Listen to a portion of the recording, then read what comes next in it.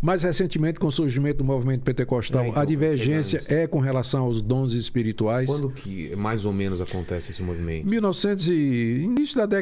Início do século XX, 1906, por aí, na Rua Azusa, nos Estados Unidos, Los Angeles. Os Estados Unidos estavam sendo sacudido por uma série de movimentos de avivamento que tinham como base a Igreja Metodista. Mas também outros movimentos, outras igrejas tinham participado. Mas movimento que era muito voltado para a experiência pessoal da pessoa com Deus, emocionalismo. E tinha muita coisa interessante.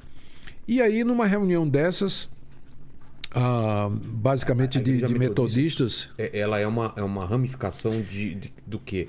A Igreja Metodista, ela nasce no grande avivamento da Inglaterra do século XVIII. O Wesley, ele era um padre, ele era um pastor da Igreja Anglicana, que foi proibido de pregar nas igrejas porque ele começou a pregar conversão, mudança de vida. Entendi. Né?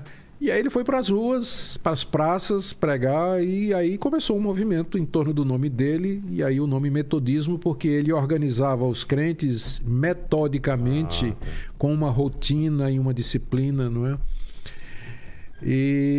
Mas aí... Esse avivamento de 1900... Pronto, 1906, por aí. Teve essa reunião na Rua Azusa de pessoas buscando avivamento espiritual, quando no meio delas, de repente, durante o culto, alguém falou em línguas, começou a falar em línguas, que foi interpretado como sendo aquele dom do dia de Pentecostes e que Deus estava devolvendo esse dom para a igreja, porque até aquele momento ninguém tinha falado em línguas durante o período da história da igreja, a não ser alguns casos isolados de alguns movimentos como os montanistas, ainda nos primórdios da história da igreja. Então, esse grupo dizia que Deus estava devolvendo o dom de línguas para a igreja. Os dons espirituais. Dons espirituais. Restaurando os dons espirituais, não é? Mas também o de profecia? Tudo. Depois eles se dividiram, porque eles disseram todos menos o dos apóstolos. Tanto é que a Assembleia de Deus, que tem origem nesse movimento, ela não aceita apóstolos, que é um dos dons do Novo Testamento. Entendi. Né? Não aceita. Mas aceita os outros, menos esse de apostolado. E foi quando começou o movimento. Dali saíram as principais denominações pentecostais hoje, que creem como os cristãos históricos. A diferença é que eles acham que Deus trouxe de volta aqueles dons que durante esse período, inclusive na Reforma não teve isso. Não teve. Calvino não falava em línguas, Lutero não curava ninguém, não tinha visões, sonhos, profecias, não tinha. Eu sei que isso é uma coisa que divide muita gente, né? No Pentecostes, se aquilo era dali mais para frente ou aquilo era findado lá mesmo, aqueles dons espirituais. Sim. Qual que é a tua leitura sobre aquilo? Eu entendo que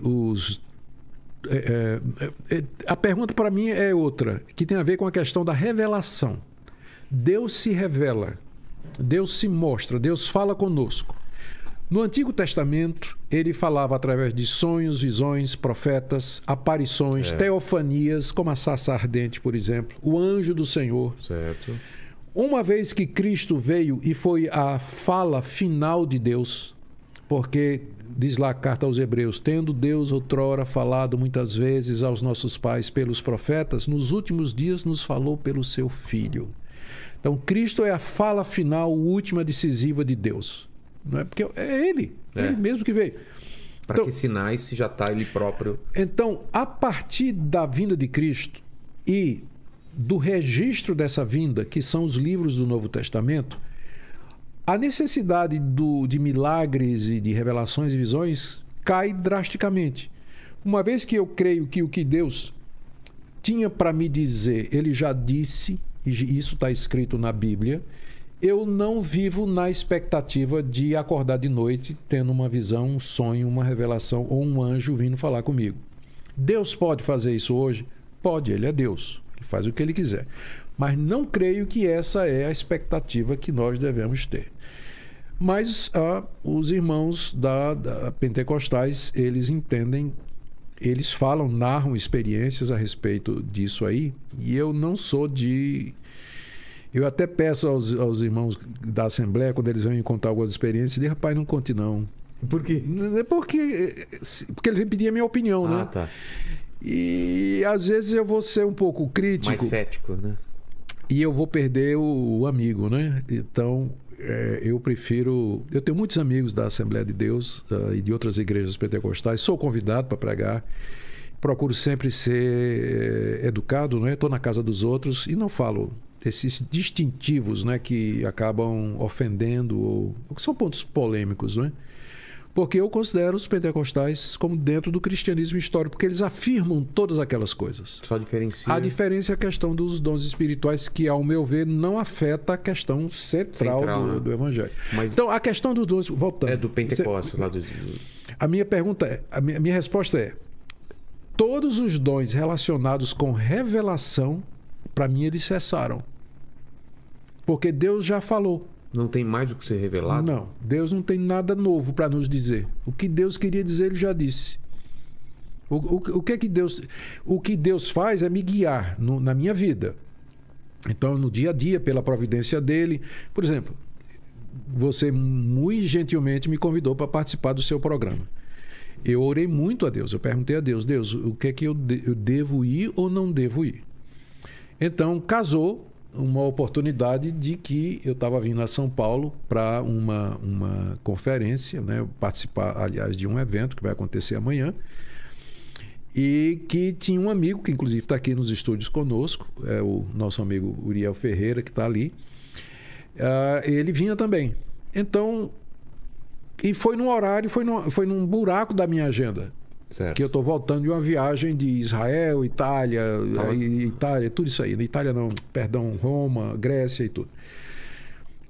E eu disse, pronto. As circunstâncias mostraram que era favorável isso aí.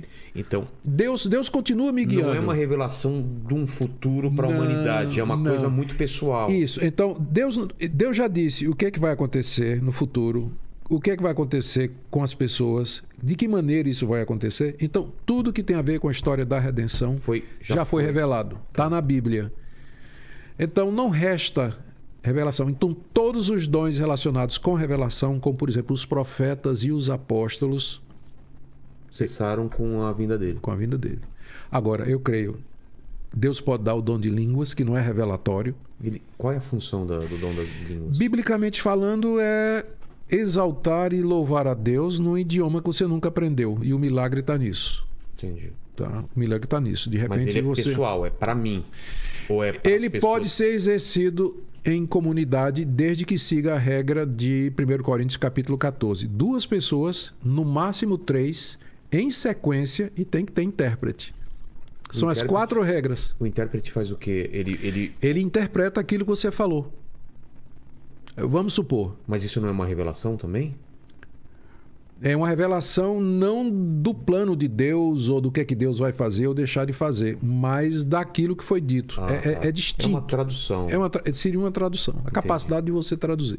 Quando eu digo que ele não é revelacional, eu quero dizer que o dom de línguas, eu estou dizendo que através das línguas, Deus não está revelando nenhuma etapa nova do plano dele. Entendi.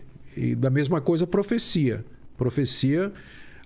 hoje, eu não creio que hoje exista profeta como o profeta Isaías, o profeta Daniel, como o apóstolo João, que nos deu o livro de Apocalipse lá na ilha de Pátimos. Eu não creio que haja mais isso hoje. Não tem necessidade? Não creio. Essa língua seria a língua dos anjos? É uma língua espiritual? Não. O que é? São idiomas humanos falados por alguém que não conhece. Se eu, de repente, aqui começasse a louvar a Deus em mandarim. Entendi. E aí, de repente, você entendeu e trazia, olha, ele acabou de dizer isso aqui. Entendi. Então, alguns acham que é a língua de anjos por conta de uma interpretação equivocada de 1 Coríntios capítulo 13, aquele famoso capítulo do amor, onde Paulo diz, ainda que eu falasse a língua dos anjos e dos homens, se eu não tivesse amor, nada seria. Mas ali ele está colocando na condicional. Ele está dizendo, ainda que, não quer dizer que ele fala.